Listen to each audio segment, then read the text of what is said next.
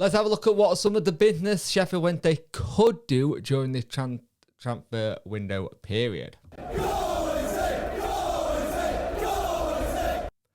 Hi guys, and welcome back to this video. If you could like, share and subscribe to the channel, I would much appreciate it. Liking helps the algorithm, sharing gets in front of people's faces, and subscribing lets me know you like the content.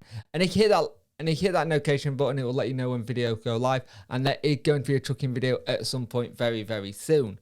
And if you want more Sheffield Wednesday content, please remember to check out the Talking Wednesday podcast every Tuesday at 5 PM on Deck 30 Boxer channel and all podcast platforms of choice. So we're going to have a look at who we are potentially in the running at looking at getting, and these are people who haven't been talked about on the Talking Wednesday this week because we spoke about a couple on there. Go to there and you'll find out some of the people we're talking about. One of them is Walker, I think that's how you say it. Now, we were looking at him at the beginning of the transfer window. Right at the very beginning of the transfer window, we were looking at this lad. He's a 22-year-old who's in the final 6 months of his contract. He's a midfielder. Now, this is the thing. He's a midfielder. Is he someone we need in that position? It all depends on how you're looking at this, because does he potentially are we potentially packing this midfield to start looking at a Bannon replacement? And if that's the case, could this be that person? I will put into the video while we're looking, showing in who he is, what his stats are and stuff like that. But there's potential there that could be happening. Now, the other one is that this one is a non-starter now, apparently, but a couple of days ago, we were looking at Cameron Archer at Aston Villa. Now, things have changed since the original story came out about this. According to Villa, they are not going to be letting him go at all. Steven Gerrard has said that he wants him in his team. He wants to see what he can do and see what happens.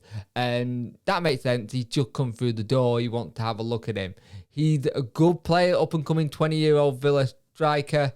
It would be interesting to see if we did get something done, but that one now starting to look like a non-starter. And the final one is a player that potentially could leave Wednesday. Now, Bailey Cadamartri, who is having a phenomenal time. The 16-year-old is doing really well, doing some really good business. But there is strong interest from the likes of a Brentford and a West Ham. Now, he can't sign a professional deal until his 17th birthday, which falls in May. Now, are we going to be in a position again where we let a youngster leave due to a contract not being able to sort it to him? And I can understand the law of a Brentford, a West Ham, Premiership, might get the opportunity, good academies, and they do like to use youth players, especially if you go to somewhere like Brentford.